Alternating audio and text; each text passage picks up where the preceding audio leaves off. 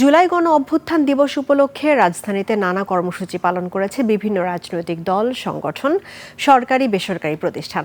জুলাই স্মৃতিস্তম্ভে ফুল দিয়ে শ্রদ্ধা জানান বিভিন্ন শ্রেণী পেশার মানুষ। ছিল আলোচনা সভা, সমাবেশ ও গণমিছিল।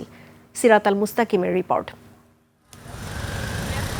জুলাই গণ অভ্যুত্থান দিবস ঐতিহাসিক সেই আন্দোলনের স্মৃতি আর আত্মত্যাগকে শ্রদ্ধার সঙ্গে স্মরণ করছে দেশ।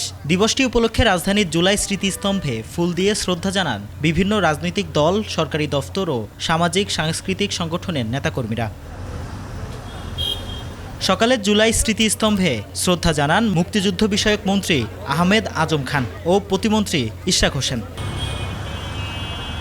এদিকে জুলাই গণঅভ্যুত্থান দিবস উপলক্ষে ঢাকা বিশ্ববিদ্যালয়ের মল চত্বরে জুলাই স্মৃতিস্তম্ভের ভিত্তিপ্রস্তর উদ্বোধন করা হয়। ভিত্তিপ্রস্তর উদ্বোধন করেন ঢাকা বিশ্ববিদ্যালয়ের উপাচার্য অধ্যাপক ডক্টর ABM অবায়দুল ইসলাম। এই শহীদের রক্তের বিনিময়ে পাওয়া বাংলাদেশ যেন আবার সেই কোনো ফ্যাসিবাদ তৈরি না হয়, আমরা যেন এই দেশে বৈষম্যহীন সমাজ গড়ে বাংলাদেশকে নতুন বাংলাদেশে আমরা চাই যে বাংলাদেশ হবে আমাদের কাঙ্ক্ষিত বাংলাদেশ। দিবসটি উপলক্ষে রাজধানীতে সমাবেশ ও গণমিছিল করেছে ইসলামী আন্দোলন বাংলাদেশ। দলটির নেতাকর্মীরা এতে অংশ নেন। সমাবেশ থেকে জুলাই গণঅভ্যুত্থানের চেতনা বাস্তবায়ন সহ বিভিন্ন দাবি তুলে ধরা হয়।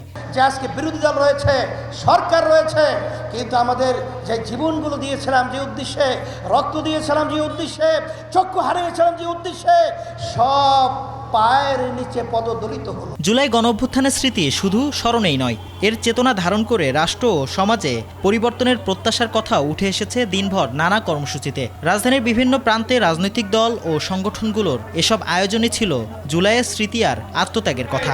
আমরা বলেছিলাম দফা এক, দাবি এক, খুনি হাসিনার পদত্যাগ। সিরাত আল মুস্তাকিম, 21 টেলিভিশন, ঢাকা।